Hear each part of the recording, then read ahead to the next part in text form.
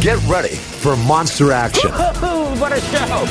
Fishing legend Dennis Braid, who battles the big boys with his patented stand-up harness and powerful shorty rods.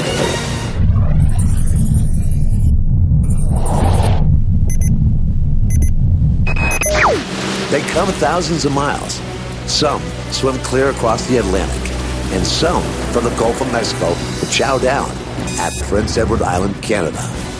Dennis got word that the big guys have shown up, from the best big bluefin hunter in the business, Captain Greg Norton. And representing the next generation, his fishaholic son, Spencer. The migration of the giant bluefin tuna come up through the straits here off Nova Scotia at this time of the year, late summer, early fall, for one reason: the mother lode of the big herring.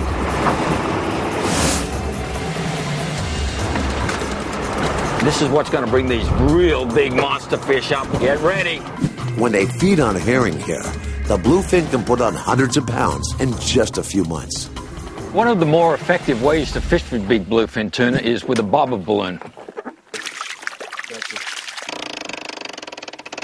We want to take a little bit more of a stealthy mode. We've taken the clear water bottles that we've been drinking our clear water out of, and we'll attach it to the leader approximately 20 to 25 feet up from the hook, just around the swivel area. And then we'll attach a bait to the hook, a live bait, and we'll let the line drift out into the water behind the boat, about 100, 150 feet. It's very, very clear, and you can see down about 30, 40 feet. We want to make sure that everything is as invisible as we possibly can for a stealth mode, a stealth approach. Next up in Braid's bag of bluefin tricks, the kite and balloon combo. Sailfish and marlin fans have long known this rig keeps the bait riding irresistibly high, where the commotion is a tremendous attractor. We've got the kite up in the air, we run the bait out through the clip, got a bait hook right in the middle of the back, and that bait goes out and he's just swimming right on top of the water. We're using very heavy line, and everything is above the water. The fish can't see a thing. He comes up, he sees that bait swirling on top of the water. Whoosh! There's our monster. Spencer works on setting a chum slate. Within seconds, it'll start to attract the gannets. These huge birds follow herring up and down the eastern seaboard. They get over a school of bait, fold their wings, and dive bomb, hitting the water at 50, 60 miles an hour. Oh boy. Oh, we got the birds around us. Look at them working here.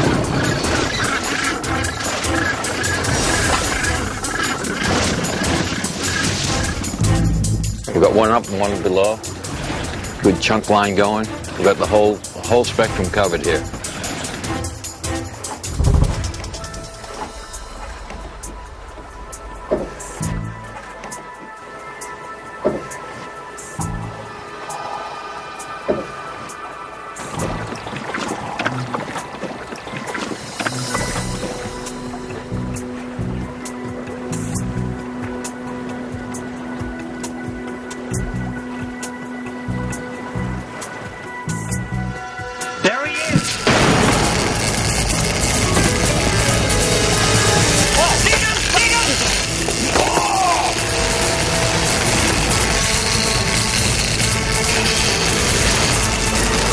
He's a monster!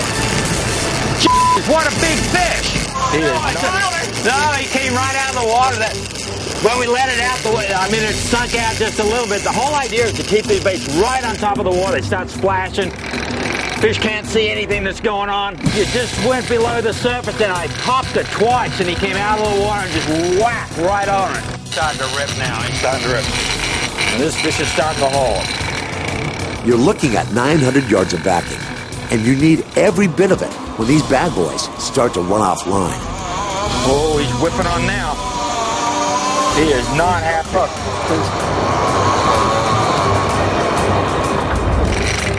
All right, let's run him down here a little bit. He's staying right on the surface.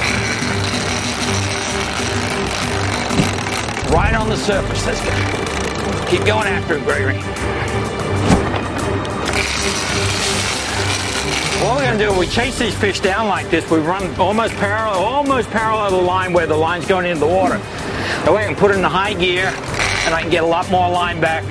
Here you go, Dennis. Right, we're going to attach a safety line under here, which is a very important piece of equipment. Just in case some reason it gets a little slippery or I hit a rogue wave or something like that and I go overboard, all I have to do is disconnect my harness straps.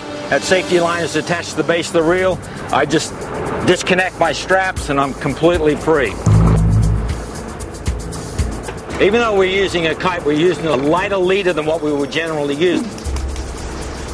Once we hook the fish up with a smaller hook and the lighter leader like that, there's a greater chance of having them chew through the leader and break up. Now we take a chafing tube and we're attaching that onto the leader, the lead weight, and we also attach a glow stick so that if we go into the darker hours of the day, we can see that fish exactly where it's at. Bon voyage. This is a monster. This is a real big fish.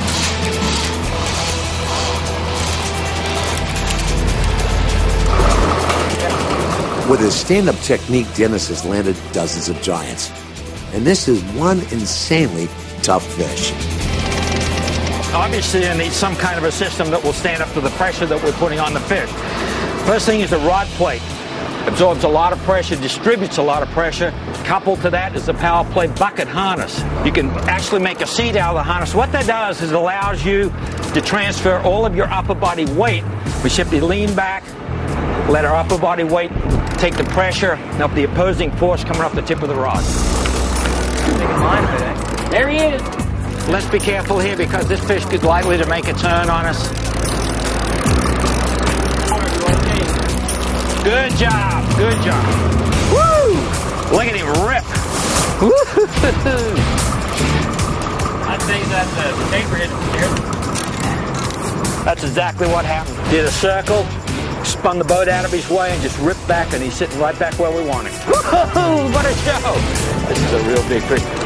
He is not happy at all today.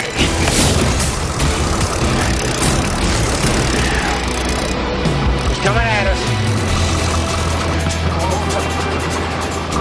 Yeah, he's swimming along underneath the boat.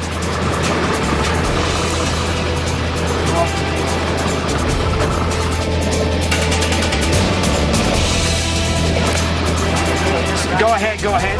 Keep going around. Go forward, fast, fast. That's a super stiff 4.5-foot rod. Good going. A Dennis Braid design. Anything longer and more limber, and that tuna would be laughing all the way back to the Straits of Gibraltar. This is a real big fish.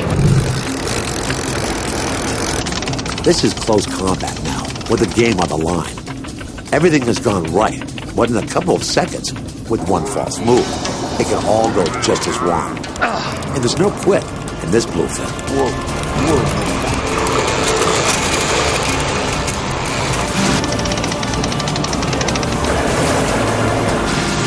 He's right there. Somebody throw a dart in him. Jeez, it's a big fish. A mean big fish. Time for reinforcements. There is no way Greg and Spencer are going to wire this fish. It's going to take something extra. This is one tough fish. Get over here. Pull that back. Woo! We got him, boys! Now, let's see what a real monster looks like.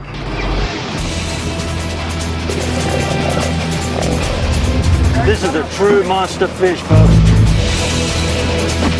Trophies like this are becoming rarer and rarer as netters and longliners decimate the tuna stock.